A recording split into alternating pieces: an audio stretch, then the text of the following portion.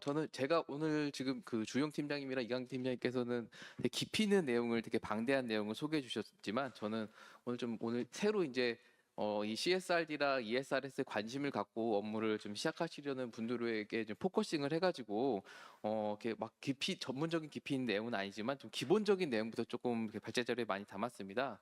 그래서 이걸 관련해서 이제 전문적으로 연구하신 분들이나 예전부터 준비하셨던 분들은 이미 다 알고 계신 내용일 수 있기 때문에 미리 양해 말씀을 부탁드리고 발제를 좀 시작하도록 하겠습니다. 잠시만요.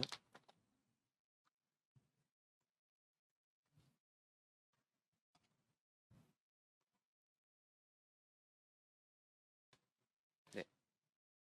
네, 우선 저희 발제 앞서 저희 KBCSD에 대해서 잘 모르시는 분들이 좀 계실 것 같아가지고 저희 KBCSD 소개를 좀 해드리도록 하겠습니다. 저희 KBCSD는 영어로 하면 이제 한국 비즈니스 카운실 포 서스테이너블 디벨롭먼트라고 한국 지속 가능 발전 기업 협의회입니다. 저희 KBCSD는 뭐 에너지, 화학, 전자 등 주요 이제 국내 주요 70여 개, 72개 3개 업체 기업으로 구성이 돼 있고 지속 가능한 경제 성장과 그다음에 사회적 책임 이 이행 전방에 대해서 산업계의 리더십을 확산하기 위해서 노력하고 있는 기업 협의회입니다. 저희 KBCSD는 WBCSD라고 해서 세계 지속가능 발전 기업 협의회 한국 협력기구입니다. 저희는 주로 이제 ESG 역량 강화 프로그램을 운영하고 ESG 경영 및 투자를 견인한 이런 정책 건의 이런 것들을 추진을 하고 있고 기업 CEO 및 임원 경영진 위주의 이런 그 모임을 지속적으로 추진을 하고 있습니다. 저희 사무국 조직은 총 4개 팀이 운영이 되고 있고 보시는 바와 같이 지금 조직 구성이 되어 있습니다. 그리고 참고로 WBCSD가 뭔지 모르시는 분들을 위해서 간단하게 좀 말씀을 드리면 1991년에 그 유엔의 요청으로 인해서 글로벌 산업계 그 협의회로 설립이 되었습니다. 그리고 현재 60여 개국에 저기 보시면은 BCS라고 쭉 나와 있는데 이런 60여 개국에 저희 같은 KBCSD 같은 BCSD가 쭉 있고 저희는 그 중에 이제 하나입니다. 여기 60여 개국에 있는 200여 개 글로벌 기업들이 참여를 하고 있습니다. 네. 다음으로 저희 어떤 사업들을 저희가 주로 하고 있는지를 좀 말씀을 드리면은 정기적으로 CEO랑 임원분들을 저희가 모시고 정책 대응 그런 사업들을 하고 있고 이를 통해서 뭐 기업의 애로사항 같은 것 정보에 건의하고 그다음에 지속 가능 발전을 위한 뭐 정책 개발도 같이 협력을 하고 있습니다. 그리고 오늘과 같은 이런 그 세미나나 교육 세미나 간담회를 통해서 국내외 주요 동향이라든지 뭐 정책 동향을 기업들에게 전달하는 이런 정보 제공도 하고 있고 그다음에 WBCSD를 비롯한 뭐 CBCSD는 차이나 BCSD입니다. 그 중국이랑 일본, 이런 UNEP 같은 여러 국제기관들과 저희가 네트워크를 유지하고 있고 이런 걸 통해서 기업들이 이런 지속 가능 경영을 좀 더 효과적으로 추진할 수 있도록 저희가 많은 도움과 지원을 드리고 있습니다.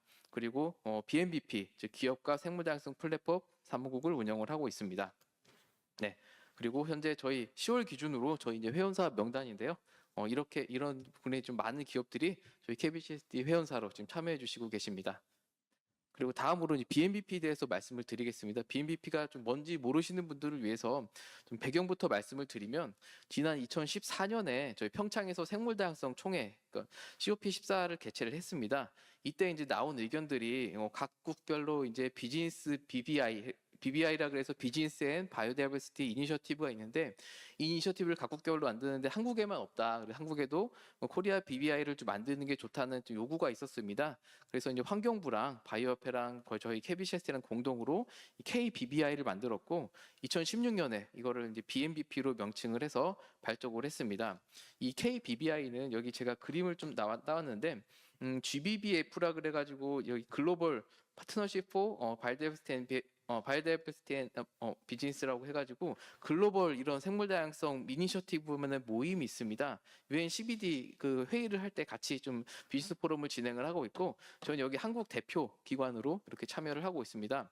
그리고 저희 BMBP 주요 사업을 좀 말씀을 드리면 총 크게 3가지 카테고리로 좀 사업들을 추진을 하고 있는데 현재 하고 있는 게 이제 GBF 및 그다음에 국가 생물 다양성 전략에 기업들이 어떻게 좀 기여를 할 수 있을지에 대해 좀 연구를 진행을 하고 있고, 다음으로 이제 오늘과 같은 이런 자연자본 공시에 대해서 기업들이 좀 어떻게 대응할 수 있는지 이런 연구를 진행을 하고 있습니다. 관련돼서 저희가 이제 보고서도 발간을 금년 중에 해서 많은 분들께 좀 안내해드릴 예정에 있습니다. 그리고 저희 BNBP는 이 생물 다양성 관련돼서 국내 동향 같은 것도 실시간으로 제공을 해드리고, 기업들의 우수 사례가 있다면 좀 홍보도 적극적으로 해드리는 그런 사업들을 추진을 하고 있습니다.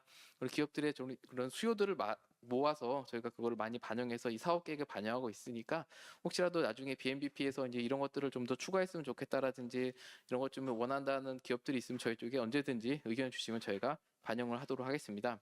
그리고 마지막으로 이해관계자 협력 네트워크 확대인데, 이런 생물 다양성 보존 관련된 사업 프로젝트는 기업이 이제 단독으로 추진하기는 매우 어려운 측면이 있습니다.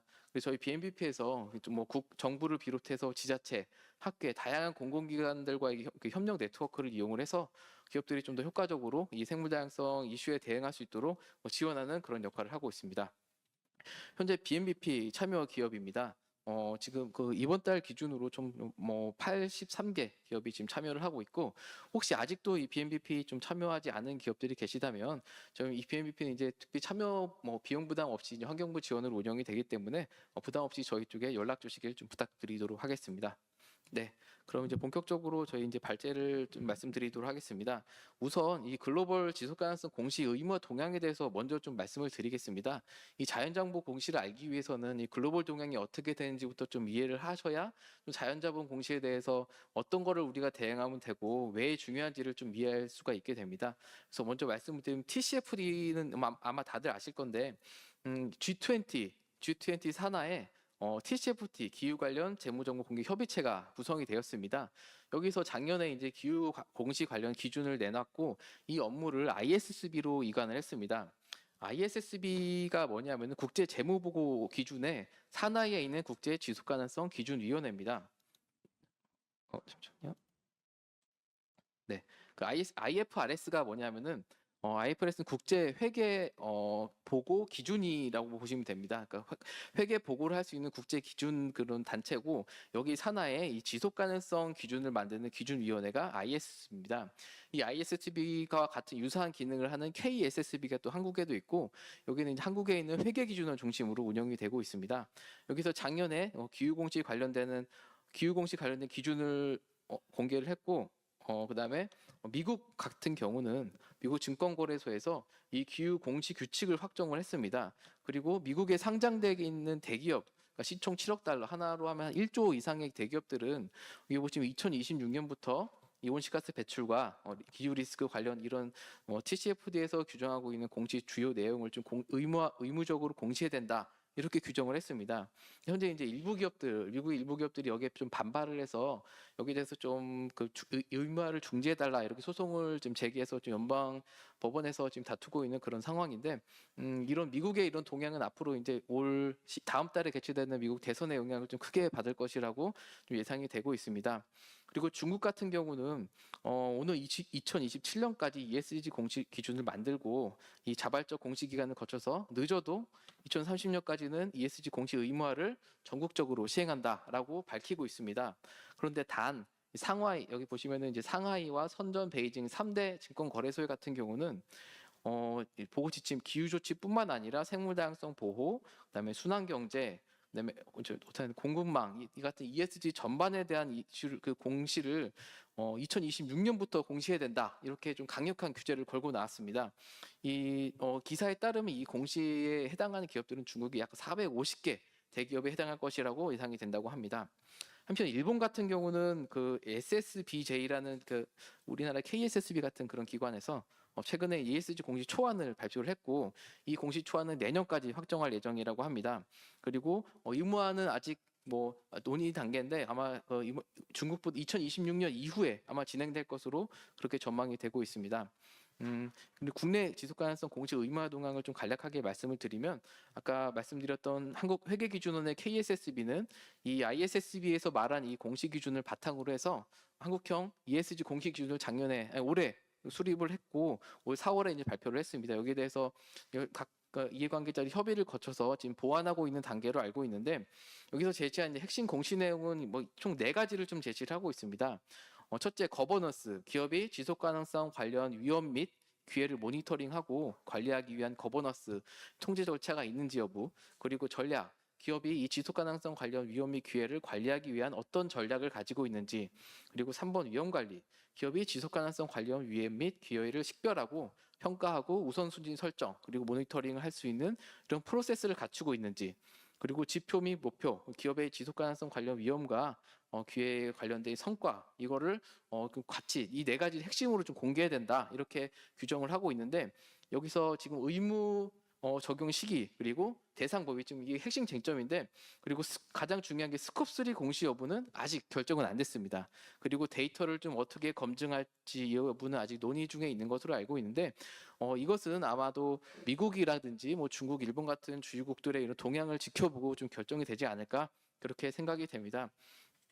그리고 아래에 있는 이 표는 제가 이제 기사를 조금 따온 건데 국가별 이제 기후 공시 관련돼서 현재 지금 보고연도와 공시 형태에 대해서 논의되고 있는 현황을 좀 나타낸 표입니다. 좀 참고하시면 좋을 것 같고, 그리고 본격적으로 이제 이후에 CSRD와 ESRS의 제정 배경에 대해서 좀 먼저 말씀을 드리겠습니다. CSRD가 제정된 배경은 일단 지난 2019년에 EU가 이제 코로나 위기를 극복하기 위해서 그린딜을 제정을 했습니다.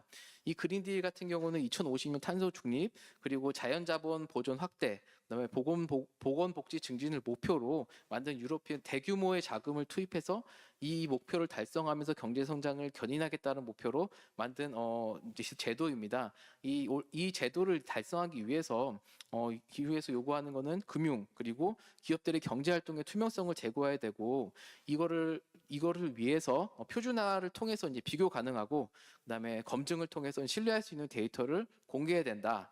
그리고 이런 것들을 통해서 궁극적인 수혜를 받을 수 있는 것은 이런 정보를 받을 수 있는 시민과 투자자가 될 것이다. 이런 논리로 CSRD를 제정을 했습니다.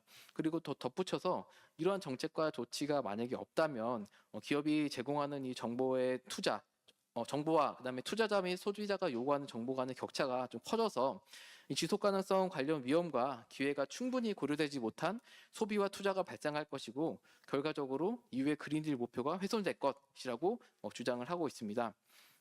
이러한 배경 하에서 EU는 지난 2022년 11월에 지속가능성 정보공개 지침 CSRD를 공개를 했습니다. CSRD를 보시면 이제 Corporate Sustainability Report Directive라고 법령이라고 생각을 하시면 됩니다.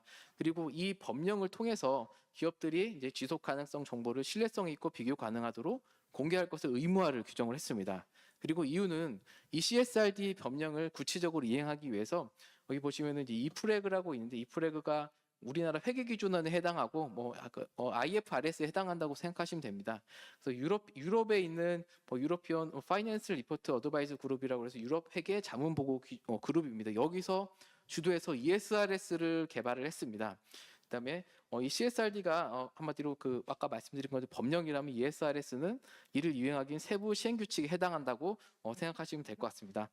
그리고 이유는 이 CSRD에 명시를 해놓은 것 중에 하나가 영업 비밀로 인정될 수 있는 이런 지적재산, 자본, 노하우, 혁신 결과들은 의무 공시를 안 해도 된다, 제외할 수 있다라고 CSRD에 명시가 되어 있습니다.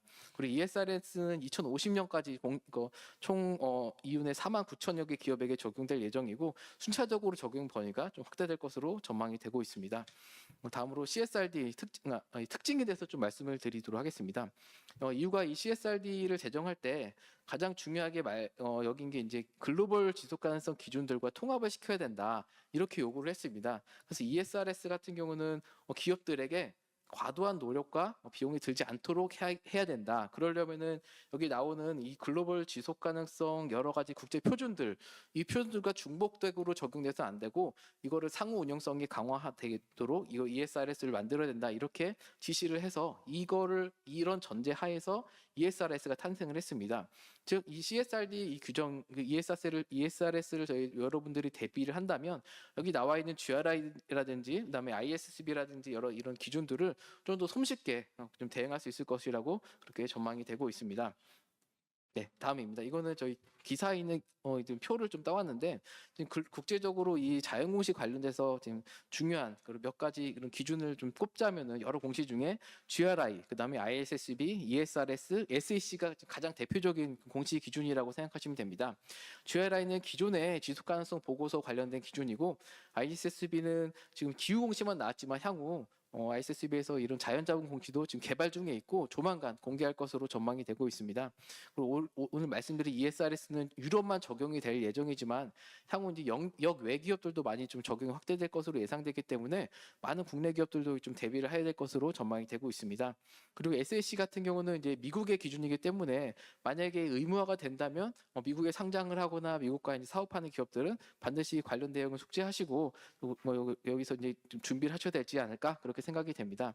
이 네 개 기준의 뭐 공통점과 차이점을 좀 말씀을 드리면 GRI와 ESRS 같은 경우는 기후공시뿐만 아니라 자연자본을 포함한 ESG 공시 전반에 대해 규정을 하고 있고 ISSB와 SAC는 현재 기후공시만 규정을 하고 있습니다.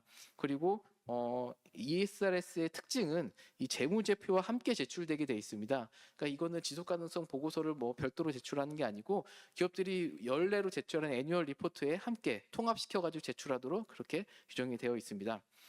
ESRS의 특징, 다른 특징을 좀 말씀을 드리면 아까 잠깐 언급드렸는데 공시 의무에서 비밀 정보를 제외한다라고 정해져 있습니다. 규정되어 있습니다. 이것을 잘 활용한다면 기업들이 많은 이 부담에서 조금은 그 부담이 좀 덜어질 수 있지 않을까 그렇게 예상이 되고 있습니다.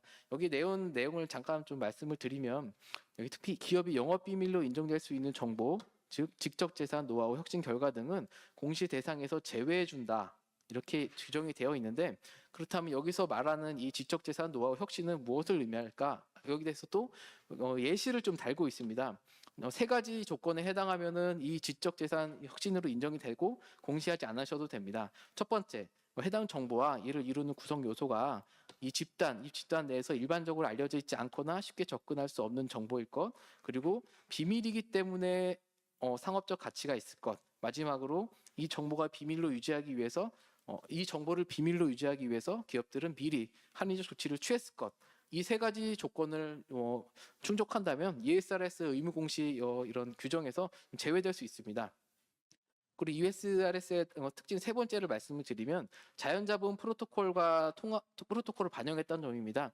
여기서 이제 자연자본에 대해서 많이 생소하신 분들이 있을 수도 있어서 좀 간략하게 말씀을 드리면 자연자본은 그 생물 다양성뿐만 아니라 뭐 공기, 물, 토양, 광물 자원 같이 자연이 인류에게 제공해주는 모든 자원을 포괄하는 그런 개념입니다. 이 자연자본은 이 생태계 안에서 생태계 서비스가 자연 순환 작용을 통해서 인류에게 제공해주는 그런 서비스다라고 이렇게 인식을 하고 유럽을 중심으로 이 자연자본을 측정을 하고 평가하는 프로토콜을 개발한 적이 있습니다. 이후에 특히 이제 WBCSD에서 과거에 이 자연자본 평가에 대한 프로토콜을 개발을 했는데 이 자연자본 프로토콜이 거의 TNFD에 거의 많이 담겼다고 보시면 되고 그리고 이걸 바탕으로 ESRS에 있는 이 자연자본에 관련된 규정들이 만들어졌다라고 생각하시면 됩니다.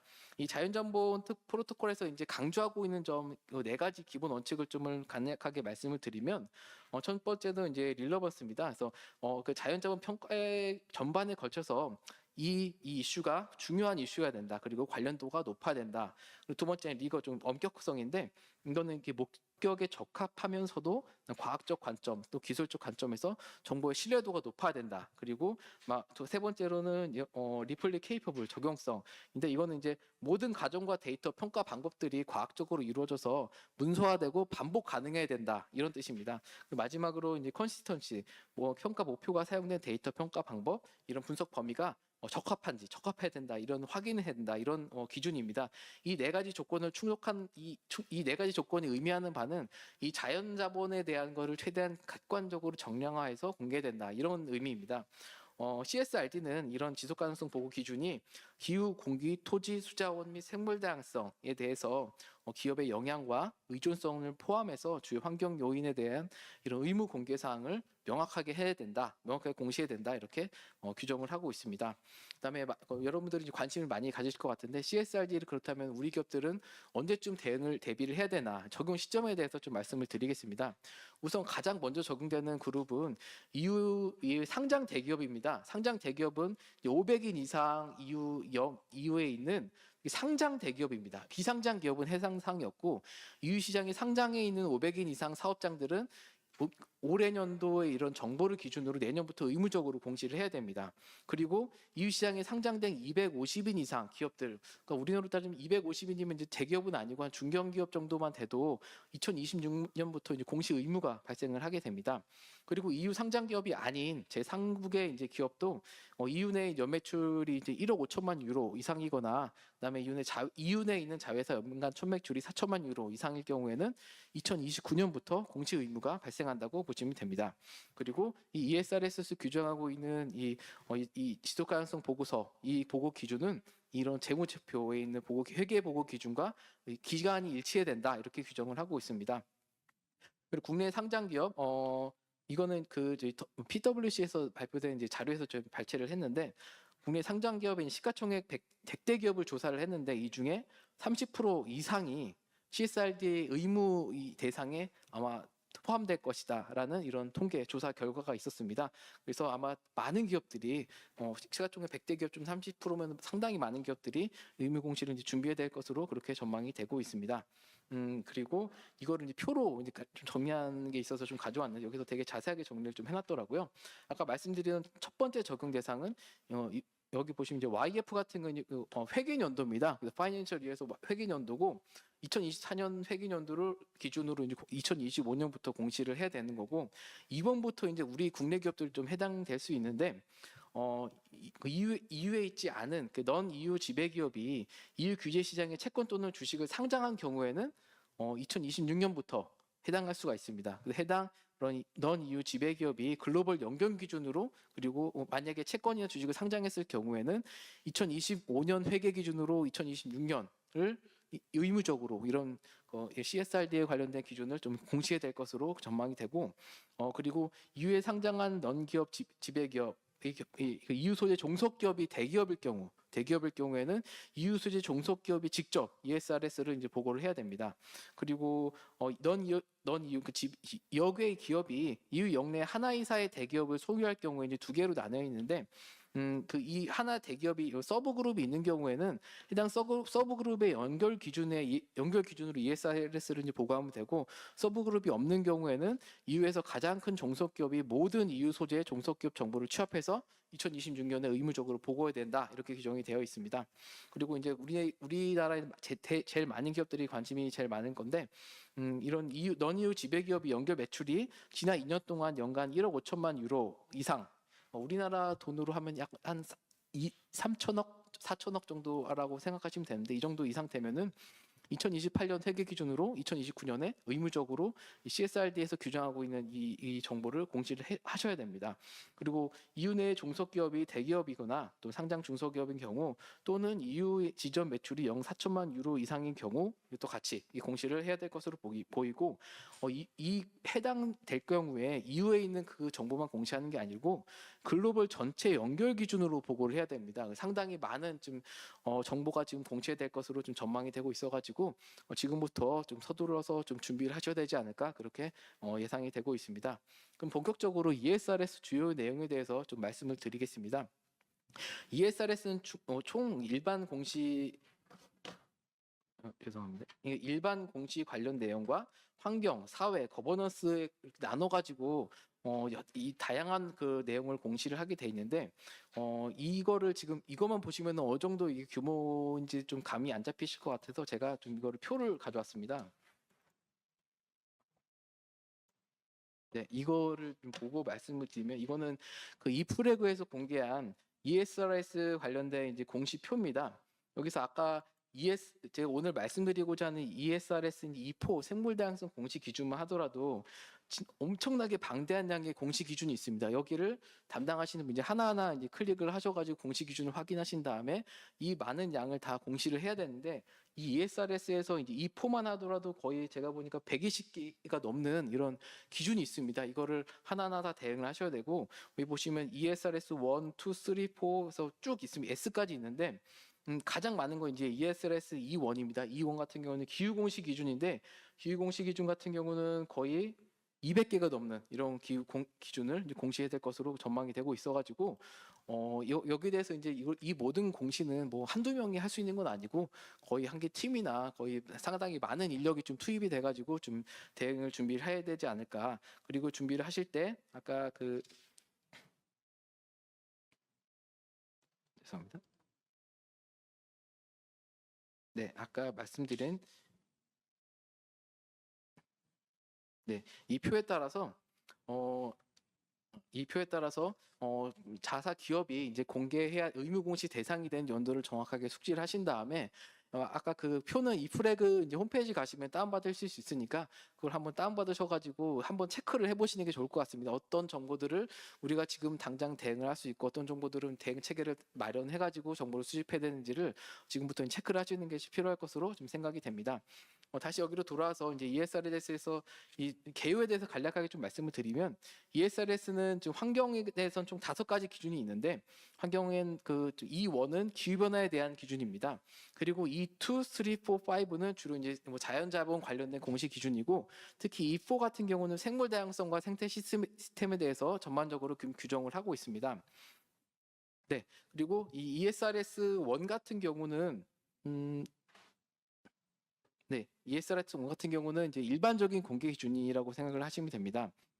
그리고 ESRS 이제 2 같은 경우는 여기서 이제 총 4가지 기준 용어가 되게 많이 나오는데 4가지 이제 기준을 좀 여러분들이 좀 숙지를 하시면 좋을 것 같습니다. 여기서 가장 많이 나오는 게 이제 IRO, GOV, SBM, MT 이 4가지는 좀 꼭 기억하시는 게 필요할 것 같습니다. 구체적으로 살펴보면 이 IRO 같은 경우는 이제 임팩트, 리스크 그리고 기회 이 관리입니다. 그리고 GOV는 거버넌스고 SBM은 기업의 모델, 비즈니스 모델과 기업 전략입니다. 그리고 MT는 이 기업 목표라고 생각을 하시면 됩니다. 그럼 본격적으로 이제 ESRS E4, 즉 생물 다양성과 생태 시스템에 대해서 주요 내용에 대해서 좀 말씀을 드리겠습니다. 이 생물 다양성과 생태 시스템 관련돼서 이게 E4는 주로 계략적으로 뭘 좀 공시를 요구를 하고 있냐면은 기업의 실질적 및 잠재적인 측면에서 생물 다양성 생태계에 어떤 영향을 미치는지 그리고 생물 다양성 및 생태계 보건 보존을 위해서 어떤 조치를 취했는지에 대한 정보 기준이라고 보시면 됩니다. 그리고 세부적으로 이제 E4도 총 6개의 세부 기준이 있습니다. 이 6개 세부 기준에 대해서 말씀을 드리면 첫 번째 이제 E4의 원을 좀 말씀을 드리면 제가 이제 E4의 원만 해도 아까 그 표에서 보셨듯이 상당히 방대한 자료가 있는데 그 모든 거를 설명을 드릴 수는 없고 여기서 이제 주로 기억하셔야 될 주요 내용만 몇 가지 좀 말씀을 드리도록 하겠습니다.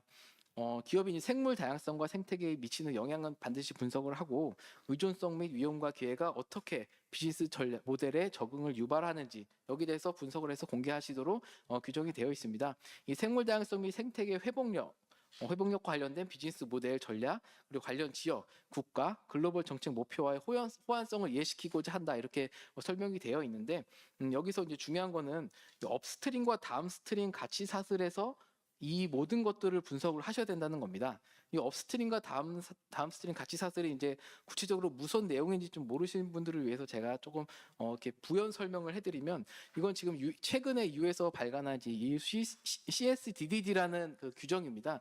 지속 가능성 보고 실사인데 기업이 이제 공급망 전체에 있는 그런 그 기업들에 대해서 실사를 하고 지속 가능성에 대해서 위배 사항이 있는지를 이제 공개해야 된다. 그런 게 유에서 제시하고 있는 법령입니다. 여기서 규정하고 있는 가치 사슬은 전체 가치 사슬의 이제 주요 공급망만 규정을 하고 있습니다. 전체 가치 사슬로 한다면 이제 여기서 이 박스로 표시된 이 부분을 주로 CSDD에서 해당하는데 현재 이제 소비자의 제품 사용과 제품 폐기 및 재활용은 제외가 되어 있습니다.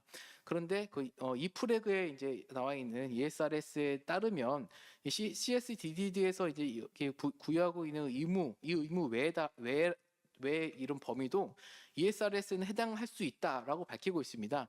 그래서 제가 좀 내용을 좀 찾아보니까 여기서 해당할 수 있는 범위는 주로 이제 스콥 3라고 생각을 하시면 될 것 같습니다. 그래서 E4에 있는 이런 정보 공시 범위는 주로 이제 CSDDD에서 이제 얘기하고 있는 이 범위, 공급망 주요 범위 내에서 아마 조사를 하셔서 하면 되지 않을까? 그렇게 전망이 되고 있고, 이 원에 있는 이제 기후 공시 관련돼서 스콥 3가 의무화될 경우에 이 외에도 이제 소비자의 제품 사용과 제품 폐기 및 재활용에 대한 정보도 함께 공시를 하셔야 될 것으로 그렇게 전망이 되고 있습니다. 이거는 그리고 이제 이 프레그에서 제시하고 있는 이 정보 공개 범위에 대한 구체적인 내용인데, 이 프레그는 이 운영 통제, 오퍼레이셔널 컨트롤이 가장 중요한 변수다, 기준이다 이렇게 제시를 하고 있습니다. 그리고 모기업 그리고 자회사의 운영 통제 범위를 기준으로 정보 공개 범위를 판단을 하고, 운영 통제 범위 밖에 있더라도 공급망 내에 있는 공급자나 소비자도 포함될 수 있다 이렇게 규정을 하고 있습니다. 그리고 아까 말씀드린 대로 이제 기후 공시 이 원의 경우에는 아까 여기서 이제 소비자 제품 이 모든 전체 가치 사슬에 대한 것을 다 공개된다 이렇게 규정을 하고 있습니다.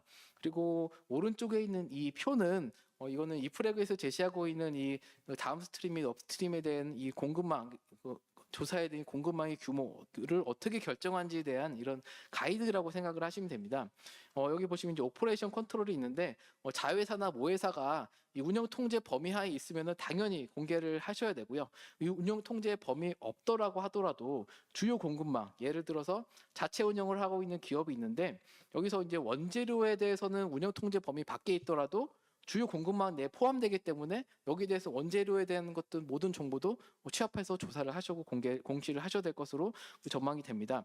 그리고 여기서 만약에 주요 공급망이 아닐지라도 스콥 3 같은 경우는 모든 가치 사슬에 해당하는 모든 정보를 취합을 해서 공개하셔야 될 것으로 전망이 되고, 오늘 말씀드린 이 자연공시 관련된 분야는 여기 있는 주요 공급망 내에 있는 이런 정보만 조사해서 공시하시면 될 것으로 이렇게 추정이 되고 있습니다. 잠시만요.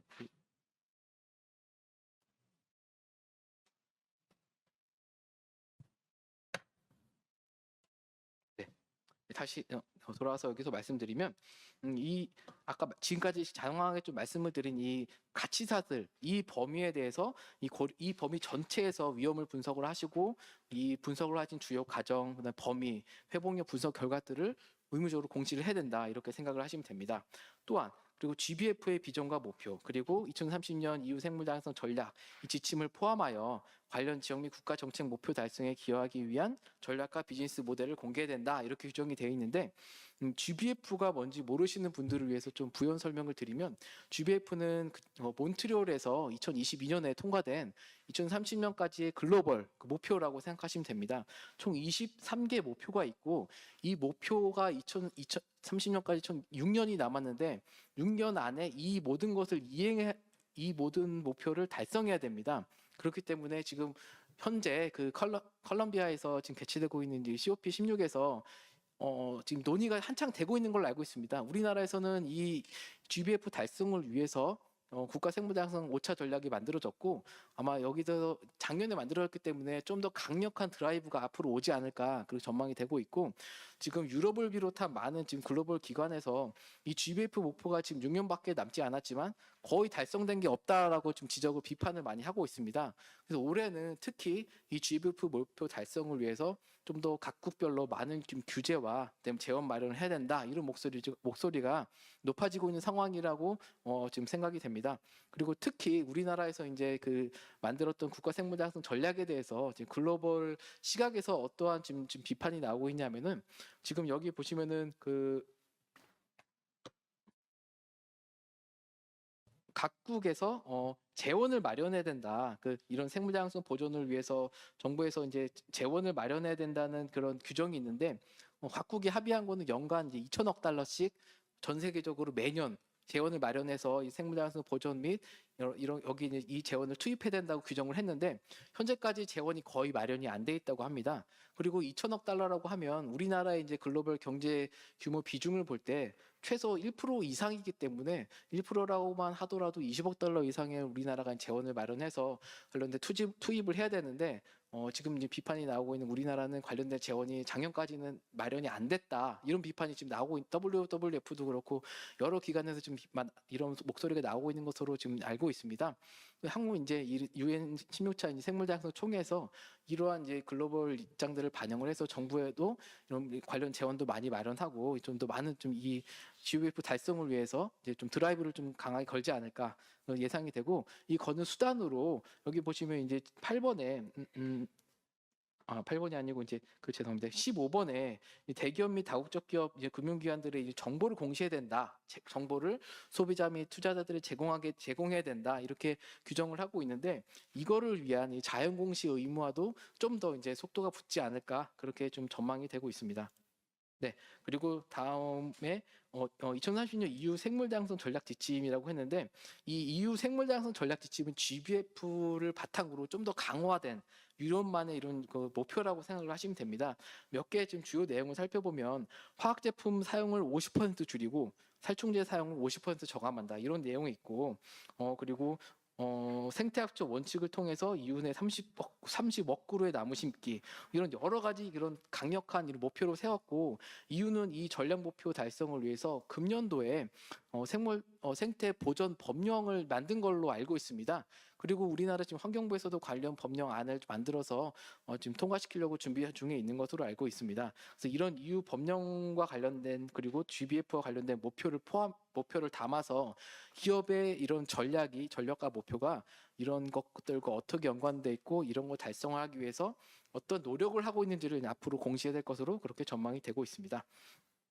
그리고 중대성 평가에서 식별된 이 업스트림 및 다운스트림 말씀드린 가치사슬의 이제 물질적 영향 가치사슬 전체에 대한 물질적인 영향, 위험, 기회에 대해서 기업이 어떻게 대응을 하고 있는지, 그리고 생물 다양성 및 생태계에 어떻게 기여하고 있는지와 이 자연자원 저하에 따라서 기업은 또 어떤 조치를 취하고 있는지, 그리고 아까 그 주영 팀님께서 말씀 주신 텍소노미, 이 텍소노미에 따른 수익 창출 계획이 있는지, 이 말은 뭐냐면 텍소노미 이제 친환경 사업 분류인데 한마디로 친환경적으로 수익 창출 활동 계획이 있는지 그런 내용으로 좀 이해가 됩니다. 그리고 이 텍소노미 규정에 따른 비즈니스 전환 계획을 이행하는 자본 지출 설명이라고 되어 있는데 쉽게 말해서 이 친환경적으로 사업을 운영하기 위한 사업 전환 계획이라든지 자본 지출 계획을 정량화해서 공개해야 된다 이렇게 규정을 하고 있습니다. 생물 다양성 상세가 이제 옵셋인데 이것은 생물 다양성 기업의 활동으로 인해서 이제 파괴된 것을 복구하기 좀 어려울 경우 다른 지역에다 생물 다양성 보존 활동들을 추진해서 옵셋을 해야 됩니다.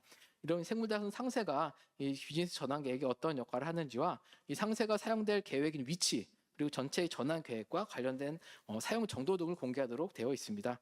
그리고 이런 모든 진행 상황들을 측정하는 방법 그리고 이 해당 목적을 사용하는 매트릭 방법론도 같이 함께 공개하도록 되어 있습니다. 그리고 그다음에 그 E4의 2 이전에 지금 보면은 이제 아까 말씀드린 SBM이 스트레테지와 이제 비즈니스 모델인데 여기에 대해서 좀 추가적으로 공개하도록 되어 있습니다. 여기 보시면 이제 중대한 이거는 제가 아까 엑셀표를 보고 좀 더 자세하게 말씀을 드리겠습니다. 엑셀표에 보시면은 ESRS 이제 E4에 보시면은 여기서 이제 E1이 있고 E1에 이제 IRO 그다음에 SBM이 별도로 공개하도록 되어 있습니다. 여기에 대한 내용인데 네. 여기에 대한 내용인데 SBM은 어떤 거를 좀 공개하게 되어 있냐? 운영 통제, 아까 오퍼레이션 컨트롤 하에 있는 지역을 포함해서 자체 운영 하에 있는 이 자재 지역 목록 위치를 공개하도록 되어 있습니다. 이 목록별로 생물 다양성 민감한 지역에 부정적인 영향을 미치는 활동이 있으면 공개해야 되고 식별된 영향과 정수성에 따른 지역 분석, 위치한 지역의 생체학적 상태도 공개를 해야 되고 책임 있는 관할 당국을 결정할 수 있도록 이 생물 다양성 민감 지역을 지정을 해야 된다 이렇게 규정이 되어 있습니다. 이 경우는 이렇게 여러 광범위한 지역에 걸쳐서 이제 사업장의 운영 통제 지역의 하에 있을 경우에 어떤 그 관할 통제 지역이 있는지를 지정해야 된다. 그런 의미로 지금 해석이 됩니다.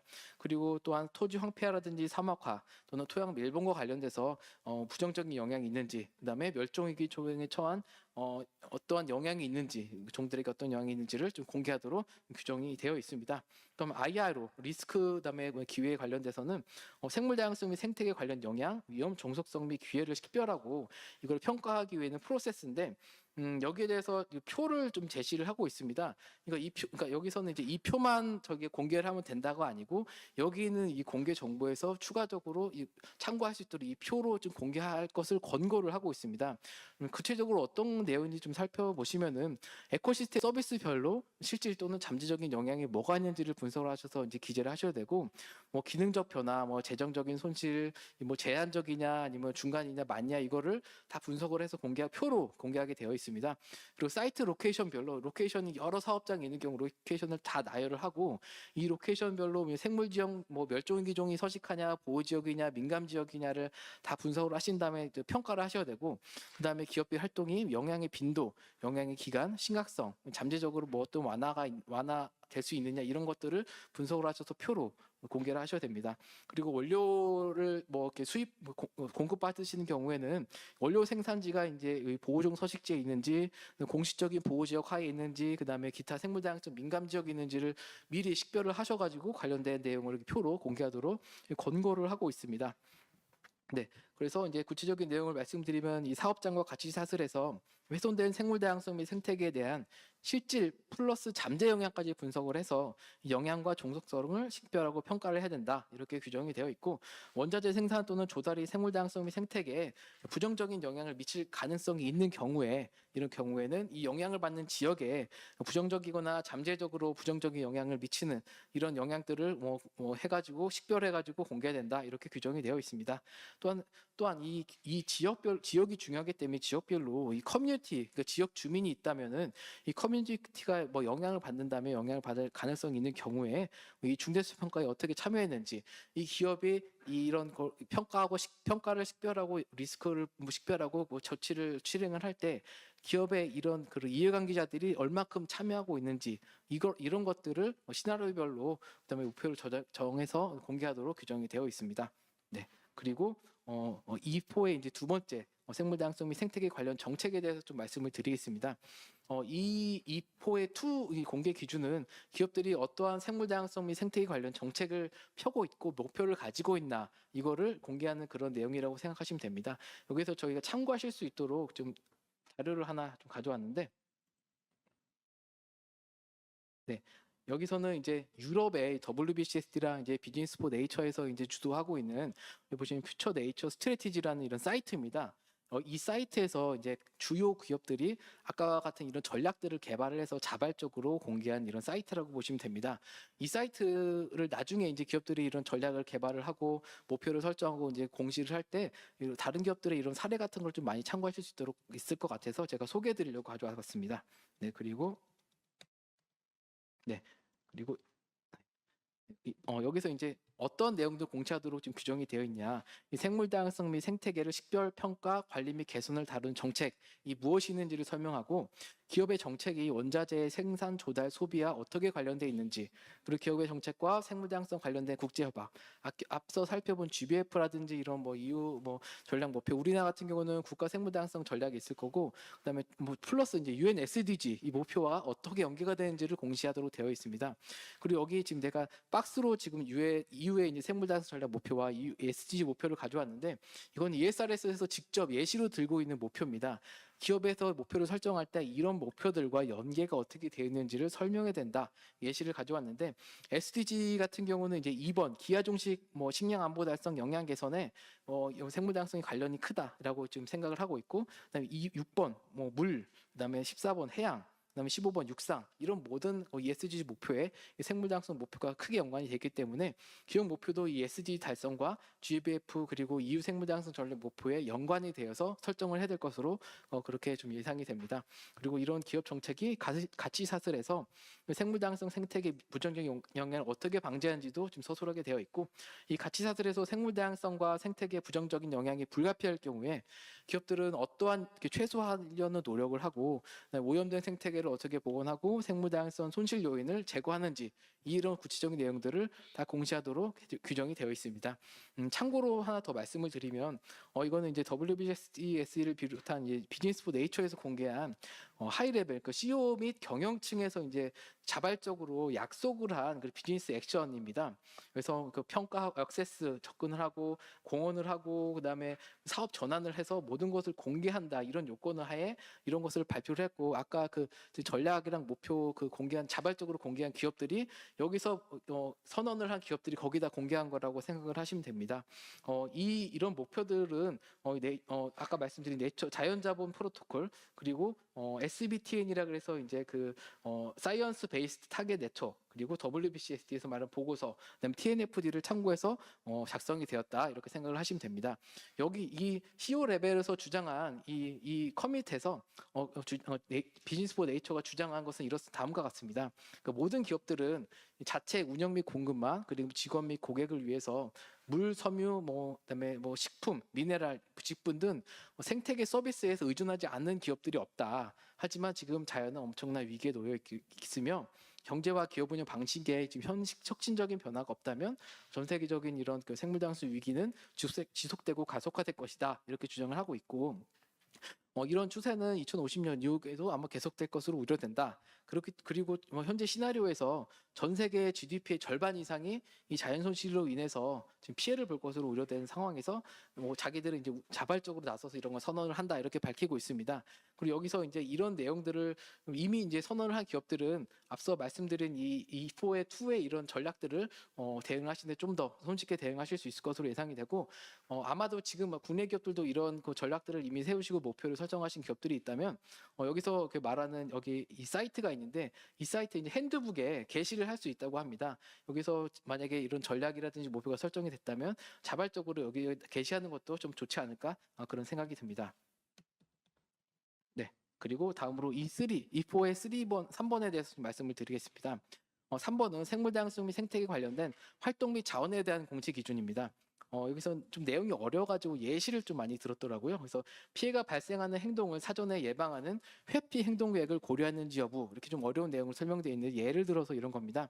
그러니까 중요한 생물 다양성 가치가 인정된 지역에서 이 기업이 프로젝트를 할 때 영향을 최소화하기 위해서 비교적 개발 프로젝트 같은 걸 멀리 배치하는지 아니면 중요한 생물 다양성 가치가 있는 프로젝트 현장을 이 영역을 친환경적으로 좀 조성을 했는지 그리고 종행동 이런 영향을 좀 줄이기 위해서 생태 기능 프로젝트에 좀 최대한 영향을 최소화할 수 있는 시간으로 변경을 해서 운영하는지 예를 들어 이런 예를 들어주고 있는데 이런 활동들을 기업들이 좀 취하고 있는지 여기에 대해서는 공시 기준입니다. 그리고 주요 조치에 대해서 주요 조치가 뭔지에 대해서 좀 설명하고 있는데 관련된 주요 이해관계자 예를 들어서 여기서 나열하고 있는 거는 경쟁업체, 공급업체, 소매업체 이런 주요 이해관계자들이 어떻게 관련되어 있는지와 주요 이해관계자가 부정적 또는 긍정적 영향을 받고 영향을 받는 지역 사회, 소규모 농민, 원주민 또는 취약한 지역인 기타 사람들을 위해서 창출된 영향 상당히 좀 긴데 이익을 포함해서 어떻게 영향을 받는지 언급하는 목록 이렇게 되어 있습니다. 이거를 좀 쉽게 말하면 수많은 이해관계자가 기업의 이런 활동을 통해서 지역별로 어떤 영향을 받는지를 목록화해서 제시하라 이런 뜻으로 좀 이해가 됩니다. 그리고 이런 주요 조치가 지속 가능성 중대한 부정적인 영향을 미칠 수 있는지를 자체적으로 평가를 해서 공시를 하게 되어 있고 주요 조치가 일회성 이니셔티브 또는 체계적 관행으로 의도되었는지를 또 설명을 하게 되어 있고 핵심 실행 계획이 사업에 의해서만 수행되는지 사업의 자원을 사용하는지 또는 사업이 크게 기여하는 더 넓은 계획의 일부인지에 대해서 설명하도록 되어 있습니다. 그리고 마지막으로 기술적, 경제적, 제도적, 사회적 요인과 근본적인 가치와 행동의 변화를 통해서 생물 다양성 및 생태계 변화를 어떠한 원동력을 제공하고 있는지 이렇게 좀 서술이 조금 직역하다 보니까 조금 어려운데 한마디로 말해서 다양한 요인에 의해서 기업의 이 활동이 이런 이 다양한 요인에서 이 영향을 미치는 기업의 활동이 이 생물 다양성에 또는 생태계에 긍정적인 영향을 미칠 수 있도록 어떠한 기업이 원동력을 제공하는지에 대해서 설술하라 이렇게 이해를 하시면 될 것 같습니다. 여기에 대해서 이제 구체적으로 표로 좀 설명하면 좀 좋을 것 같아서 여기서 예시 권고안을 좀 제시를 하고 있습니다. 여기 보시면 이제 완화 단계에 따른 목표 뭐 얘기를 하고 있는데 뭐 어보이던스, 뭐 미니마이즈 해서 뭐 여러 가지로 옵셋까지 해가지고 쭉 설명을 하고 있고 여기서 이제 기준 연도를 설정하고 2025년 목표, 2030년, 50년 중장기 목표를 설정을 해가지고 여기서 관련 규제 같은 것 좀 나열하게 되어 있습니다. 기업들이 여기서 어떤 활동들을 하고 있는지 설명하게 되어 있고 또 기업 내부적으로는 지속 가능성 목표에 대해서 기준 연도에 대해서 똑같이 중장기 목표를 이런 식으로 설정을 해야 된다 이렇게 권고를 하고 있습니다. 그리고 마지막으로 이제 뭐 다섯 번째, 여섯 번째를 좀 말씀을 드릴 건데 다섯 번째는 생물 다양성 및 생태계 변화에 대한 측정 기준입니다. 여기서는 좀 과학적인 방법론 같은 경우를 좀 설명해야 된다. 너희들이 한마디로 기업들이 제시한 이런 데이터들이 얼마만큼 이렇게 과학적으로 좀 측정이 됐고 분석이 됐는지를 설명해야 된다는 이런 공식 기준인데 여기서 활용 지표에 대한 예시를 좀 들고 있습니다. 토지 이용과 관련해서는 이제 뭐 조인트 리서치 센터에서 만든 이런 보고서를 참조할 수 있다라고 이제 제시가 되어 있는데 그래서 이제 예시를 제공하고 공고를 하고 있기 때문에 실적으로 만약에 대응을 하는 기업들이 있다면 이런 지표들을 좀 많이 활용하면 좋을 것으로 예상이 됩니다.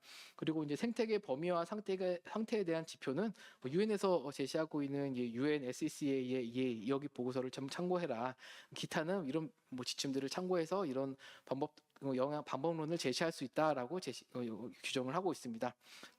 마지막으로 여섯 번째 생물 다양성 및 생태계 관련 위험과 기회로 인한 재정적인 영향입니다. 여기에 대해서는 CSRD에서 이제 과도한 부담을 주지 말라고 규정이 되어 있기 때문에 2026년에 아마 5년에 공개하는 기업들은 여기에서 과도한 노력 없이 만약에 이런 그 정량화가 불가능할 경우에는 정성적으로 이제 좀 서술형으로 제공할 수도 있다라고 규정이 되어 있습니다. 하지만 앞으로 우리나라가 이제 2029년에 정도 되면은 관련된 툴이라든지 방법론이 많이 좀 개발이 될 거기 때문에 이러한 재정적인 영향도 아마 우리나라 2029년 정도에는 정량적으로 분석을 해서 공개해야 되지 않을까 그렇게 좀 전망이 되고 있습니다. 마지막으로 이제 ESRS 전망인데 지금 아까 엑셀에 보셨지만 정말 방대한 자료가 있습니다. 근데 그게 끝이 아니고 ESRS는 지금 섹터별로 추가 기준을 더 지금 개발을 하고 있습니다.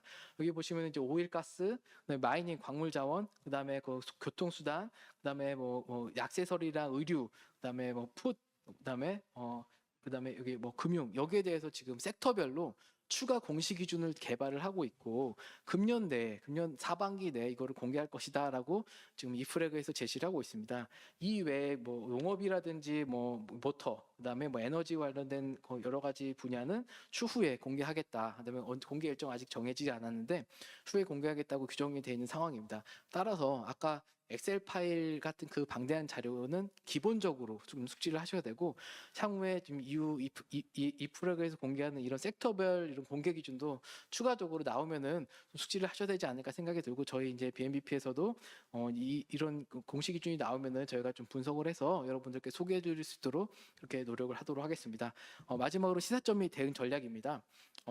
기업은 일단 우선 이런 의무 공시 관련돼서 아까 그 표를 엑셀 파일을 보셨으면 알겠지만 한두 명이 할 수 있는 그런 분량이 아니기 때문에 조직이 필요합니다. 대응 조직 만드는 것이 필요하고 이 의무 공시 시점에 이전에 이런 기업 활동 전체에 대해서 이런 글로벌 ESG 공식 기준들이 요구하고 있는 데이터의 파악 기준, 이 데이터를 이제 어느 범위에서 어떻게 파악할 수 있는 이 체계를 먼저 좀 구축하는 것이 필요합니다.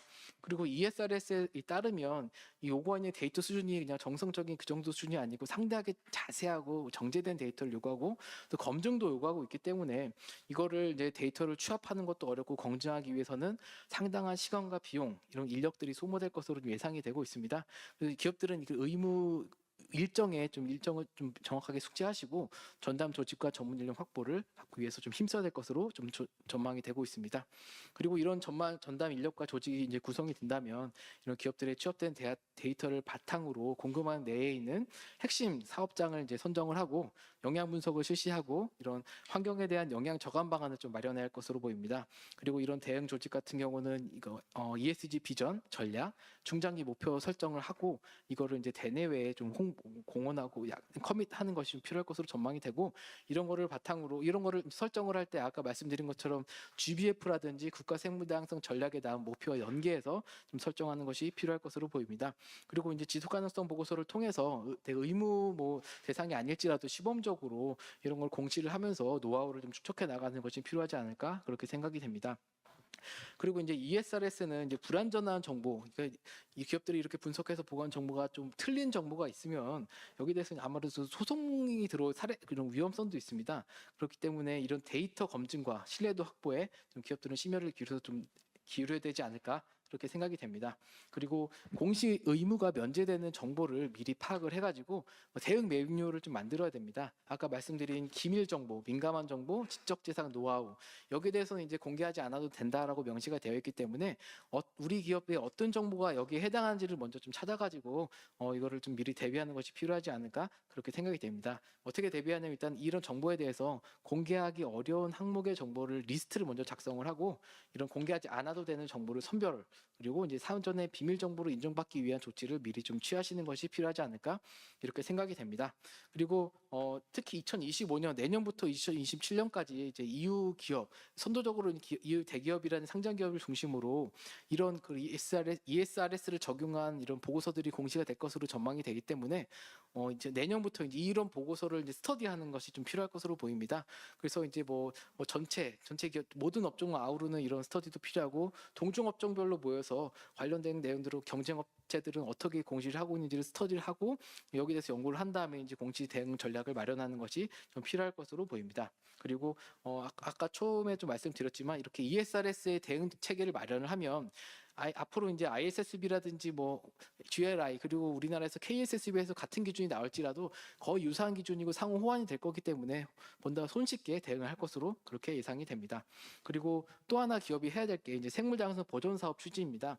아까 위에 그 공시 기준에서도 많이 좀 언급했지만 생물다양성 보존 사업을 뭘 하고 있고 어떤 회피 저감 그다음에 옵셋을 위한 활동들을 하고 있는지를 공시를 하게 돼 있기 때문에 기업들은 미리 이런 생물다양성 보존 활동들을 좀 추진해 놓는 것이 좀 필요할 것으로 보입니다.